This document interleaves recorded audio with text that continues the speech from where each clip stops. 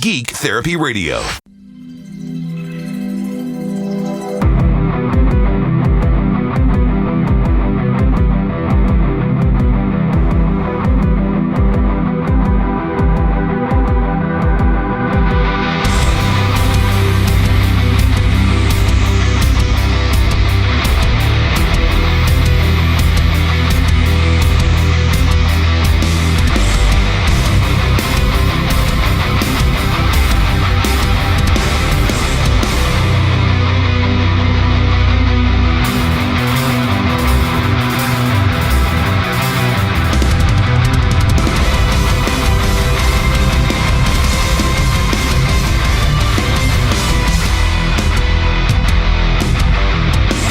Welcome to the Geek Therapy Radio podcast. I'm your mental curator, Johnny Hemberger. I'm so happy to be doing another podcast.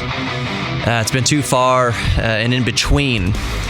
I think I only did 2 last week, so I owe you some more than that. I said I'd do at least 3 per week, so thank you for bearing with me as I work out this new schedule of podcasts. As of recording right now, I did just upload a new video to YouTube exploring whether or not one of the most powerful netbooks from 2010 is still any good 10 years later in 2020. It's the Asus EPC 1215N. It's a curious little thing because it's an Intel Atom processor paired with NVIDIA discrete graphics, the NVIDIA Ion discrete graphics set. Yeah, it's kind of crazy. So I just uploaded that YouTube video right now, and retooling the podcast launch schedule is allowing me to do more things like that, devote more time to making cool videos like that. It's up on the Geek Therapy Radio YouTube channel. If you haven't already subscribed to it, check it out. So yes, I'm happy to be doing another podcast again. This is my happy place. Recording podcasts for you is one of my happy places. So I want to jump right into it, and there's going to be a number of topics today. This is not going to be one of those things where I'd say, I'm going to talk about a number of topics and only talk about one. No, today, since I'm going down to this reduced release schedule, there's going to be more than one topic today, but we're going to start out with quantum computing and the leap forward that Honeywell, the company Honeywell, has made in the field of quantum computing. And I'm not going to get bogged down with the nitty-gritty specifics of it because I'm the mental curator. I make no claims that I am some sort of expert in quantum computing. I have had an expert in quantum computing on in the past. I will link to that episode in the podcast description here. Quantum computing is one of those fields that I will revisit over and over again as we go through the years because it's one of those most quickly developing fields of computing, so I know that it is a subject that I will kind of touch base on frequently here on Geek Therapy Radio. It is right up Geek Therapy Radio's alley. But back to what Honeywell has performed. I'm going to keep it so grossly oversimplified. If you know more about this than I do, you have some inside information, or you are yourself a computer scientist or an expert in quantum computing, by all means, email me, geektherapy@iheartmedia.com. Also, get at me on Facebook, just Geek Therapy Radio on Facebook. Twitter is also a good place to get at me instantly.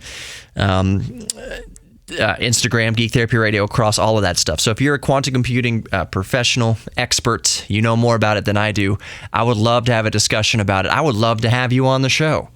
But to get to this topic today in the most simple way possible, Honeywell has taken quantum computing, has made it easier to access. It's better. It's more stable now. It's an incremental increase in stability of quantum computing. Basically, what they've done is they've taken out manufacturing error. They've not eliminated, but they've dramatically reduced manufacturing error, as it's been in quantum computing thus far, using qubits called transmons that required very cold temperatures to achieve, to get the qubits to that state to where they would be useful, all the way down to just above, within a few fractions of a degree Kelvin, above absolute zero. With the technology Honeywell has spearheaded here, using what they call an ion trap.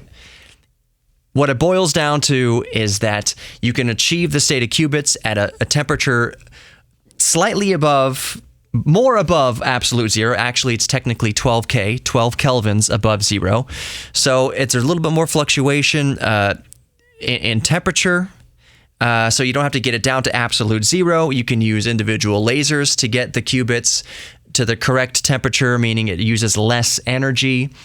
But most importantly, the manufacturing process is basically so stabilized that if you don't get a good result using these ion trap qubits, it boils down to user error. And that's a good thing. It's always good when you're troubleshooting something, when you can eliminate manufacturing as a possible error, because you could troubleshoot something for days, weeks, months, and years.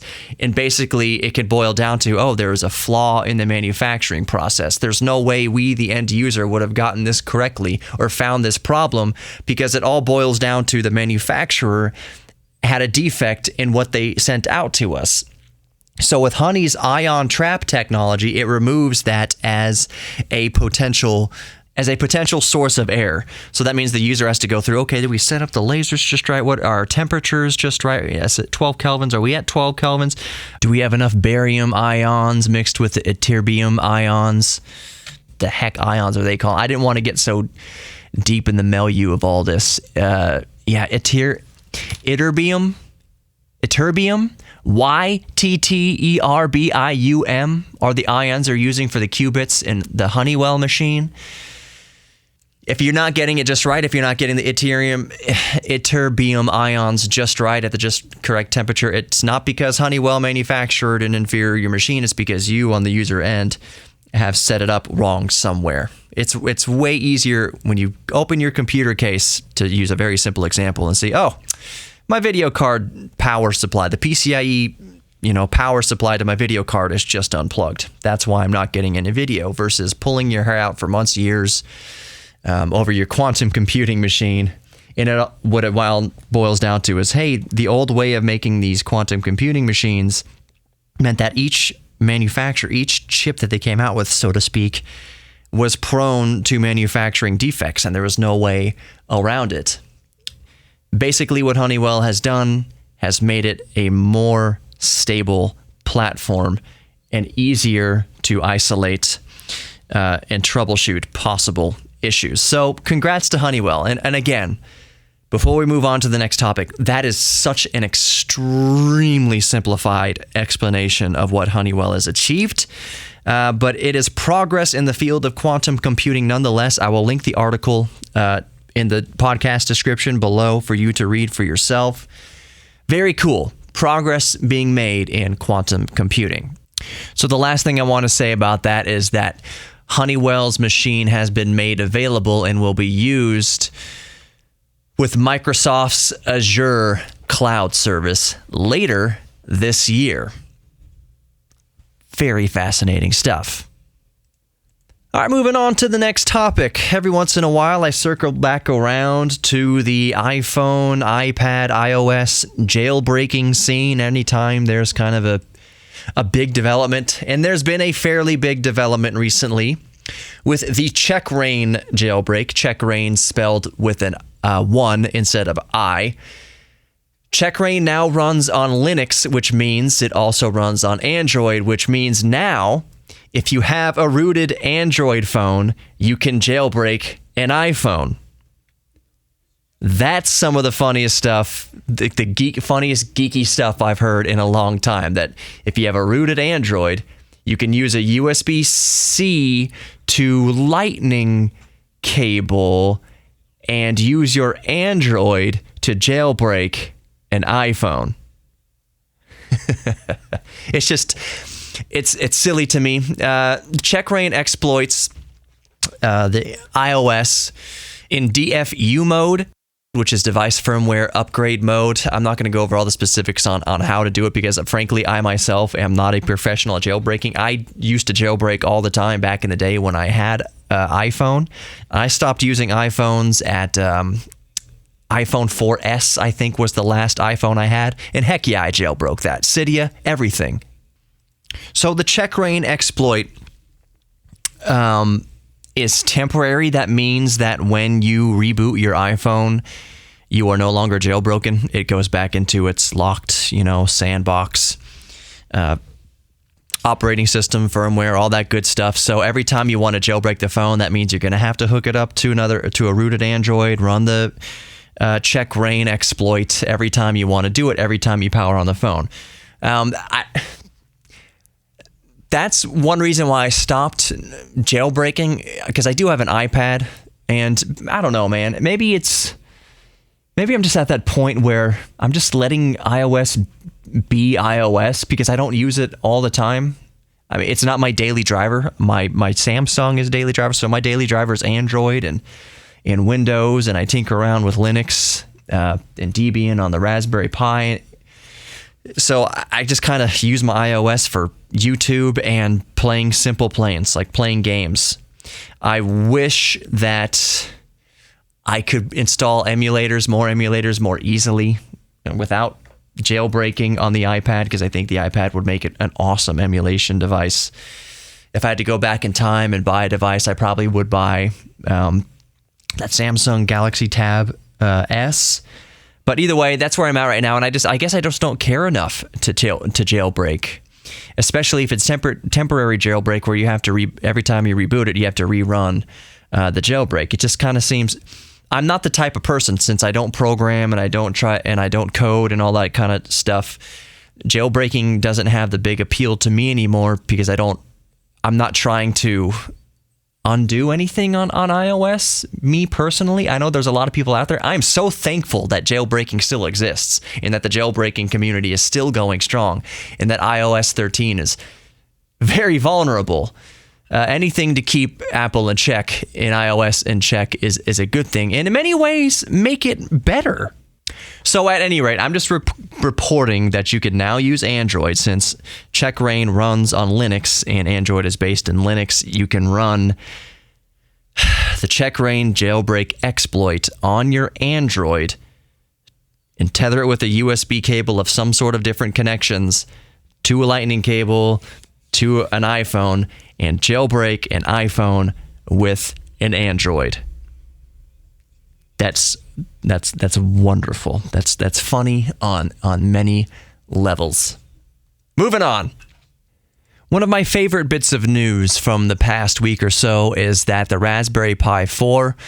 Did I mention on here that the USB-C issue is being addressed in new revisions of the Raspberry Pi 4?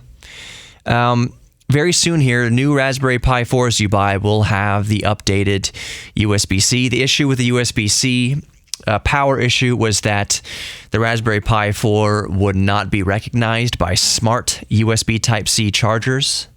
There was some issue with the diodes and the handshake between the two USB devices. That means if you try to use a smart USB charger, it's one of those ones that it's like 15 watts, 20 watts, and it has to do with a handshake with the device to make sure, hey, we're not going to send 3.5 amps into a device that can only support 1 amp.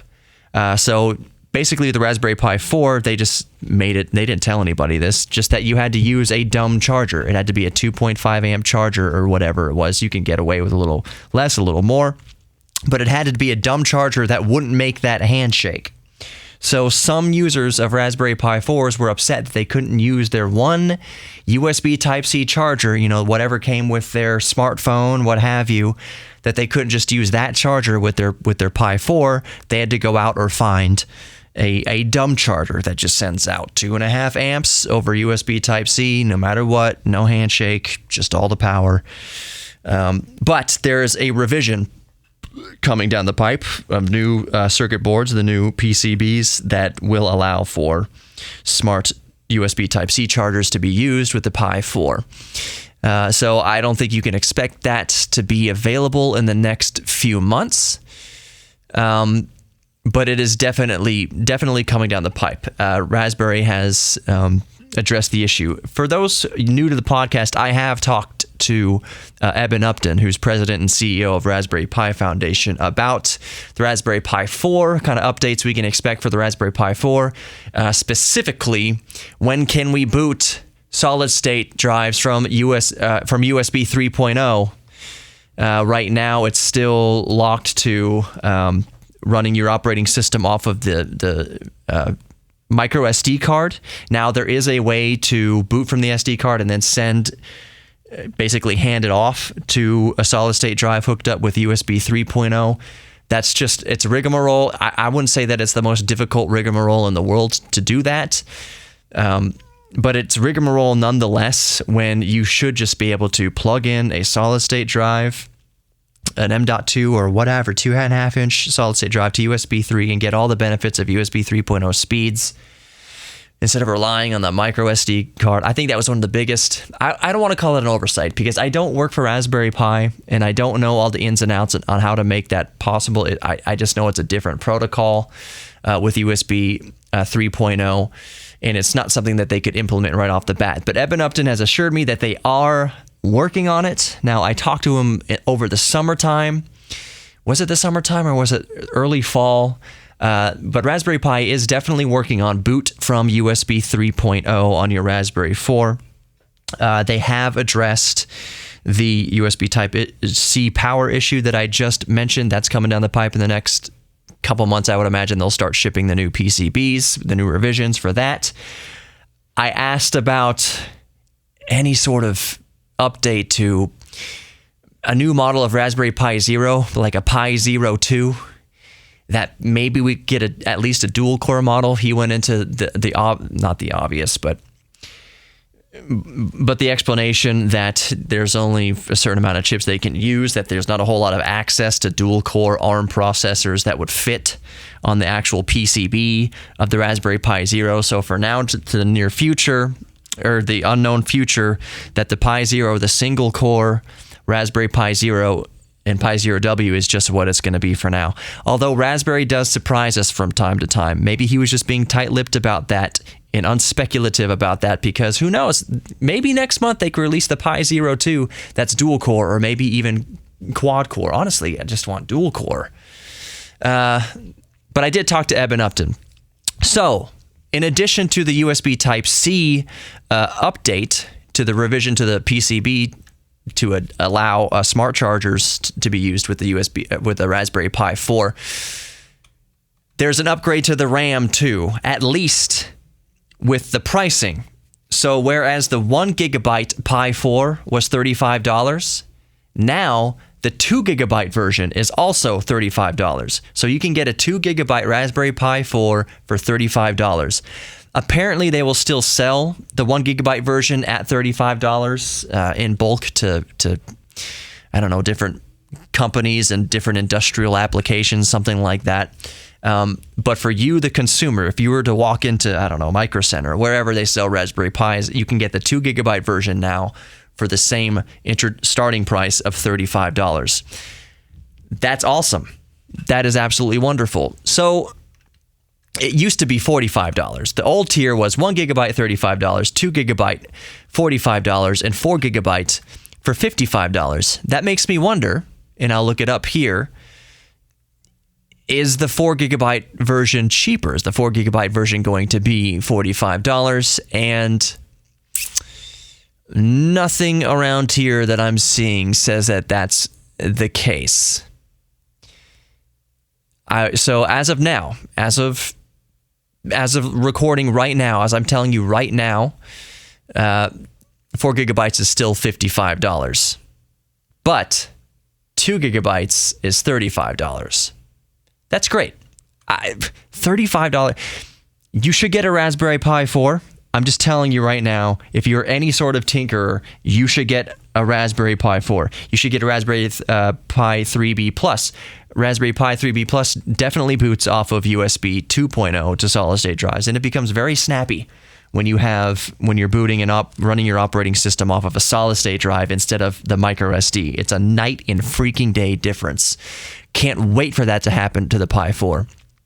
Along with Eben, my favorite Raspberry Pi is the Pi Zero. I have the Zero W. I have a few of them. They're like candy bars when you go into Micro Center. They're there for $5. You pick one up. So I've got a couple Raspberry Pi Zeros. It's my favorite. Just the novelty and the elegance. It's so small. It's the size of a stick of gum, and it's a computer that can run a Linux operating system, that can run Debian Buster and all that good stuff. It can emulate fairly well 8-bit systems. Some 16-bit systems run fairly well on a Raspberry Pi Zero. Watching YouTube is impossible. Things take forever to load. And that's kind of a novelty also in my book, that when I open up LibreOffice, it populates the screen. You know, you can see the screen, you know, scanning the software into existence on the screen, just like an old 8-bit computer, just like an old 8-bit Atari or Apple, that, you know, the program goes down the screen, because we're so spoiled now. We're used to just clicking on Microsoft Word and it being boop. It's just instantly open on our computer. It's nostalgic that there's a computer that exists in the year 2020 to where you click on just the Word document or the word processing application and it actually takes time to load. Like, sit back and kick your feet up, time to load. Why would you do that to yourself, Johnny? Well, because it's fun. It's just fun. Usually when I'm waiting for something like that to load, I've got a Game Boy nearby Okay, here's any Raspberry Pi owner. This is super honesty time. Are you ever using the Raspberry Pi by itself?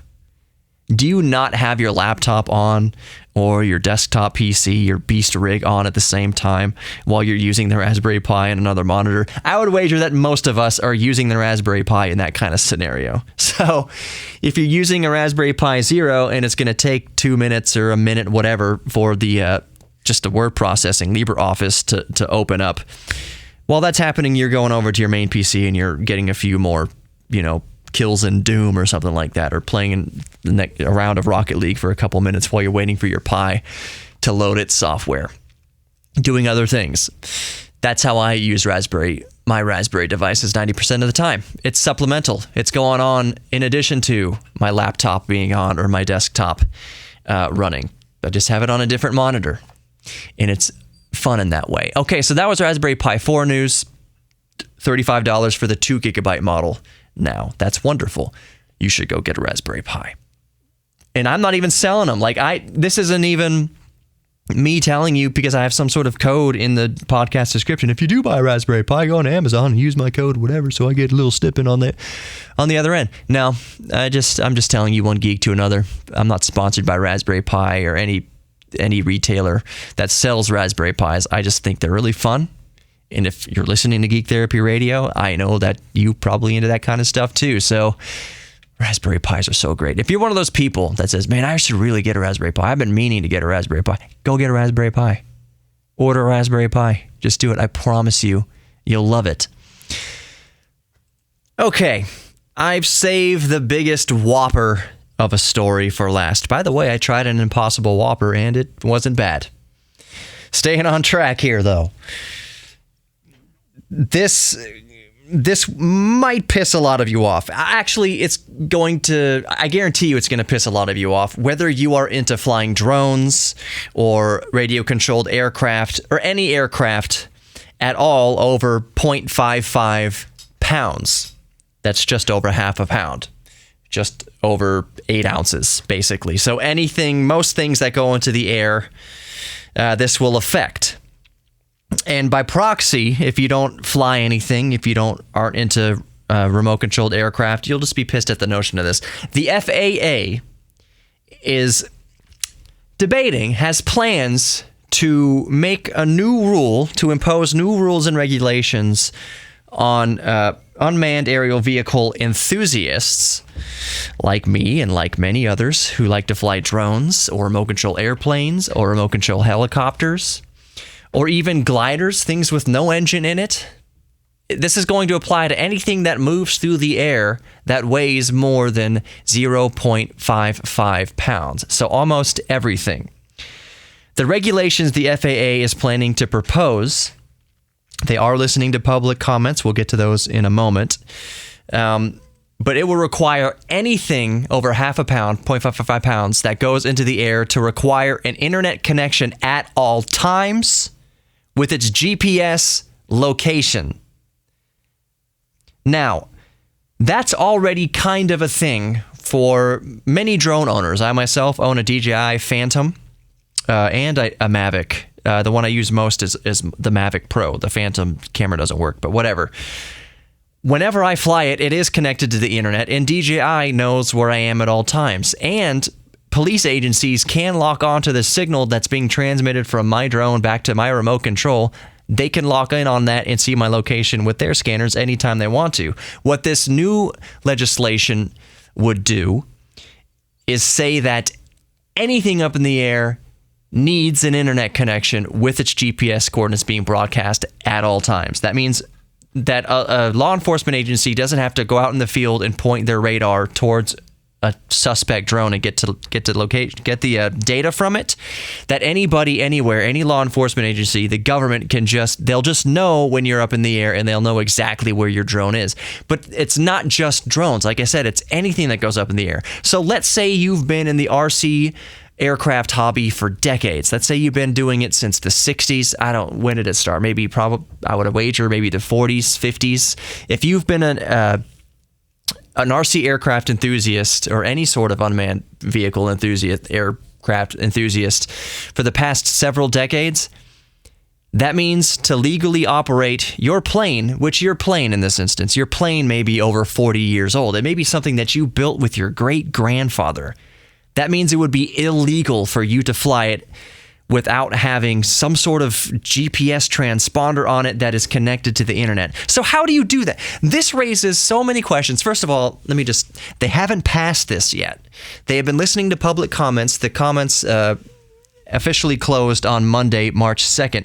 But now the FAA has to pour through tens of thousands of comments on this proposed new legislation. All of it, the lion's share of it's going to be negative. I guarantee you. The public outcry against this proposed bill is monstrous, and the FAA has to pour through all of that. Now, it's no guarantee that if they read 75,000 letters against this proposed legislation, that doesn't mean the FAA has to, squash the legislation. The FAA could still go through with this legislation. So right now, we are waiting to hear what the FAA is going to do about this.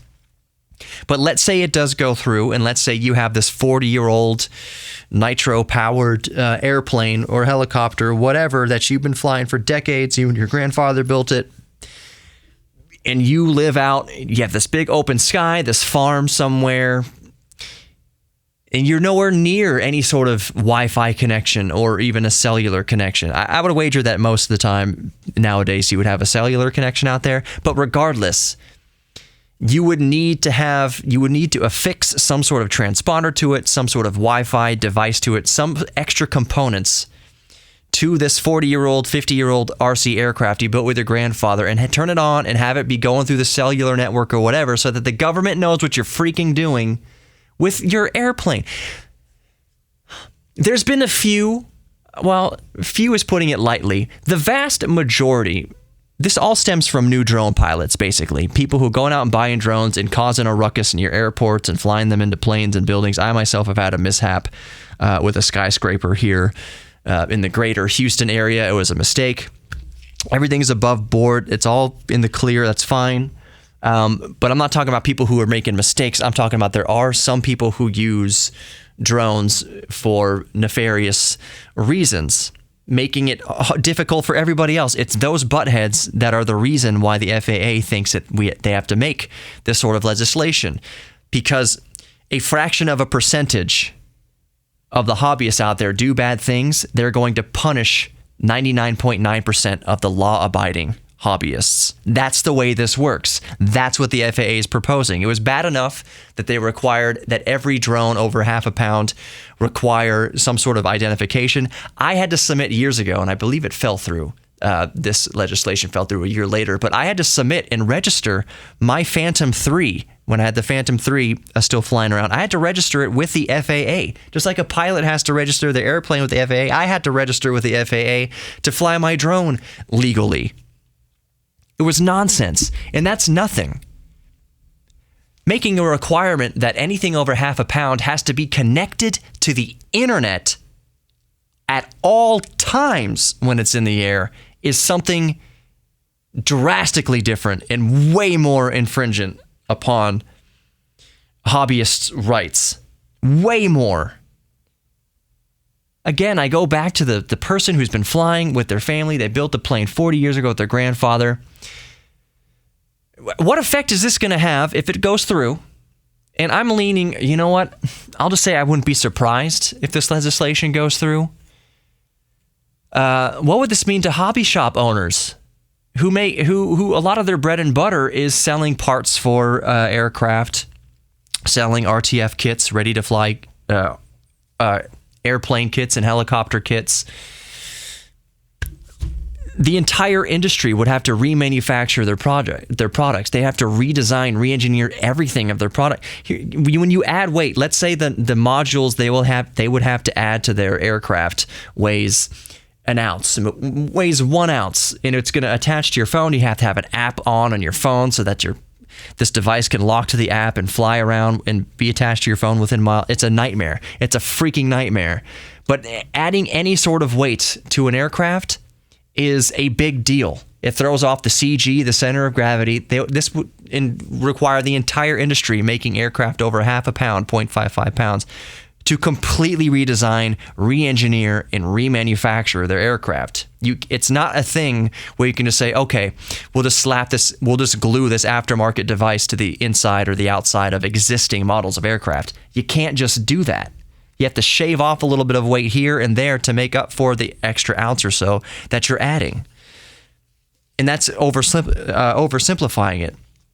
There would be a way for somebody with a 30-year-old aircraft, 40, 50, 60-year-old aircraft, wooden aircraft maybe, that they could dig out a little groove into the fuselage of the aircraft or the top of the bi-wing, however they're going to do it.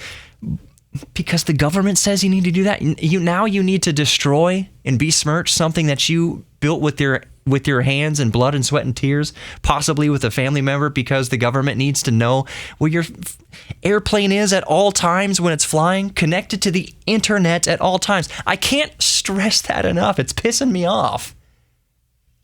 You just want to go out in the park with your family one day with your kids and fly your airplane around. It would have to be connected to the internet 100% of the time that it's in the air. Some of us like to take our drones with us when we travel so that we can, let's say you go to the Grand Tetons here in the United States, you go to Yellowstone or something like that. Now, there are rules. Each individual area sets their own rules for drones. But let's say you're just way out in the middle of nowhere and you want to get some drone footage and you have no access to the internet. There's no cell phone service when you're screwed. Technically. Again, I say this is legal operation. If this is passed, that's a good question. If this is passed, how many people do you think are going to say, you know what, honey, I'm not going to get any drone shots of this mountain because we don't have a cell phone signal and I need to be locked in with the GPS over a internet connection at all times, so I'm not going to get this awesome shot of a herd of elk because we have no cellular service out here. Nobody's going to not do that. Nobody's going to not do that. Well, we have to regulate ourselves. We have to impose a law on ourselves. No. The odds of a forest ranger or something, a cop being around to see the drone in the air and then care enough to walk out into the field and say, "What are you doing out there? Are you connected to the internet?" It's a non-issue. Now, in more populated areas, once the law is on the books, if it's on the books, and I wouldn't be surprised if it goes on the books, how many people still in populated areas are going to go out and retrofit their 40, 50-year-old aircraft to have a GPS transponder that's connected at all times to the internet? Almost nobody. Where the FAA is giving the middle finger to 99.9% of law-abiding unmanned aircraft enthusiasts, the enthusiasts who've been doing it for decades are going to give the biggest middle finger to the government. Screw you! I've been doing this. The person making this legislation is younger than the airplane I built with my grandfather. How ridiculous. How ridiculous would this be? And while I do not support reckless breaking of the law, I guarantee you I would look the other way, so to speak, if I went out with some 75-year-old man, if he wanted to show me this plane that he built with his great-grandfather in the 40s or the 50s, wanted to fly it, I'm not going to sit there and say, well, make sure, is it retrofitted with a GPS transponder? No. Show me, fly it. Or at least I won't bring it up. I won't bring up the issue. Is this registered with the FAA? Is there a transponder? No, I'm just not going to ask the questions. Maybe that's a little bit of a moral dilemma. Is it lying or cheating if you know you should ask the question, but you don't ask the question and everybody just kind of plays dumb? Some might say that it's a case-by-case basis, but I guarantee you it's going to be the biggest case-by-case basis when you're talking to somebody who's been in the hobby for 50 years that ain't going to retrofit a GPS transponder so that they can tell the government where their little aircraft is, 1 pound aircraft is at all times. Screw that. And screw that. And I wouldn't blame them at all. How ridiculous. This is so stupid. Anytime I bring up an argument like this or a case like this or a story like this, I try to see it from both perspectives. Recently, I did a story about Fenich, that guy Fenich, who was banned for life from playing any EA game online. And I re-recorded the whole podcast because the first time I recorded it, I just was extremely harsh on Fenich, saying he deserved 100% what he got, everything like that. And there are certainly people who think that way in that certain case. But then I try to think of it, well, it comes down to like free speech, and yes, he was a douche, but this is a kind of, I think it's a bigger case than that, and blah, blah, blah. So I re-recorded it with a more kind of neutral stance. Still harsh on Fenich, harsh on EA too in certain cases, but I retooled it a little bit. But in this case, I'm trying to think of, well, where's the FAA coming from with this? Is this kind of a well, I don't want to go there. Actually, I'm not going to compare it to coronavirus. We are still in the thick of that. That's still to be determined what happens there. I mean, hundreds of thousands of people are going to die from the flu over the coronavirus, but that's neither here nor there. I'm trying to think about it from the FAA's perspective of we've had increased incidents of commercial aircraft strikes with privately owned drones, of some rabble-rousers doing what they shouldn't do around airports, and then the drones are hitting the aircraft, a Boeing 737's wing or whatever. It still doesn't happen every time. The odds of you being on an airplane that's hit with a drone are just monumentally low. There's such low odds you'll ever be on a plane, and you'll never know if you hit it either. You will never know unless it gets sucked right into the jet engine. You'll have no idea as a passenger that you hit anything. You have no idea that you hit anything versus a bird strike unless you just happen to be looking out the window at the exact right time that a bird hits the wing and see it splatter all over the wing. Same thing with the drone that weighs 2 pounds or 3 pounds, whatever. That's kind of a bigger one too. If you look, you wouldn't feel it. You might look out the wing, oh, there's a dent in the wing now. Was that dent there? Was it always there? Was that scuff always there? Not going to feel it, and you're not in any real danger. If the drone gets sucked into an aircraft engine, the engine fails, that's more of a danger for sure. But if you're in open flight, it's not the biggest. It's not going to down an aircraft. There's an incident a while back where a drone over over the Hudson River in New York City struck the props of a police helicopter, and the helicopter landed with no issue and just showed, hey, there's a scuff on the prop of the rotor of the helicopter. So the picture I'm painting here is the FAA may be trying to nip an issue in the bud, an issue that has not caused so much of a loss of life or millions of dollars in damage or whatever, something that poses a risk, but a very minimal risk.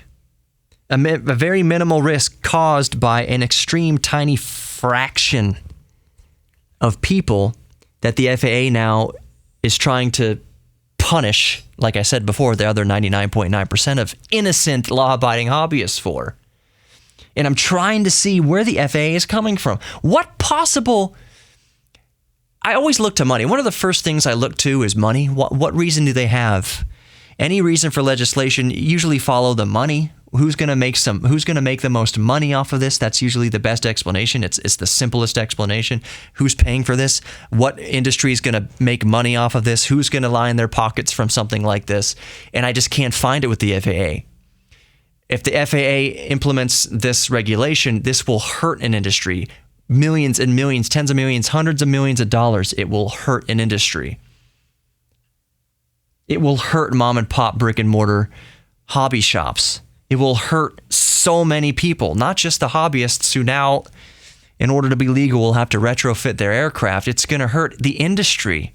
It's going to cost the industry to lose hundreds of millions of dollars. So what possible benefit could come from this? What is the aim of the FAA in all this? And I don't have the answer for that. Maybe you have the answer for that. If you do, email address again, it's also in the podcast description, geektherapy@iheartmedia.com. I'm trying to think, and I cannot read anywhere what the FAA's argument for this is, other than elevated risk as drones become more popular, as they increase in popularity. As I'm mentioning it out loud, and I'll start wrapping it up with this because this is a longer podcast for me anyways. I'll start wrapping it up with this because it just popped into my head just now. And maybe you thought of it before I did in this podcast. Amazon, delivery drones, and other companies other than Amazon, delivery drones. Domino's Pizza, you have your pizza delivered by drone maybe theoretically one day. Do you think it's possible that maybe a company as huge as Amazon, maybe Google or any other kind of major company that's going to want to send their own unmanned vehicles into the air, do you think that maybe they could be behind this? That they're greasing the pockets of FAA because they don't want any competition in the air for their aircraft? That maybe Amazon in some secret backroom discussion said, hey, FAA, we really want to move forward on our delivery drones, but we don't want to risk running into other private drones in the air. Or at least we want to know where they are at all times so that our drones can bob and weave between them. It's never going to be that populated of an airspace. But theoretically, I think it's a good argument, actually, as I'm thinking about this, that Amazon could possibly be behind this. That to protect their drones and the future of their drones and clear the airspace and make the airspace more safe for their investment, they might want to make sure that private citizens aren't clogging that airspace, or if they are up in that airspace, that their Amazon delivery drone knows of the private person's coordinates so that it can alter its course to go around it. That's good for safety reasons. The actual knowing of where another drone is in airspace, that's good for safety. You do not want a 3-pound drone hitting a 50-pound drone. That's a little bit more of a weight ratio going on there. That's more physics happening there, and that could down. If you down a 50-pound drone or a 100-pound Amazon drone and it falls onto some kid in the park, that would kill the kid, guaranteed. That's a big-time risk. You don't want a 100-pound drone, 100-pound Amazon delivery drone, 50-pound Amazon delivery drone falling onto a house. That causes real damage. It's liability. It's insurance. It's people suing you. The homeowner who gets their roof damaged by Amazon isn't just going to sue for a $10,000 new section of roof. They're going to sue Amazon for $10 million because they can. So Amazon is probably doing everything that they can to avoid that. So like I said before, following the dollar, thinking about it in terms of, well, where's the money at? Who's going to benefit financially from this? Asking that simple question points quickly to huge companies like Amazon or Google that might have their own drones up in the air that don't want to compete with a bunch of consumer drones flying around to protect their investment against running into some private citizen's drone. The pessimist in me wants...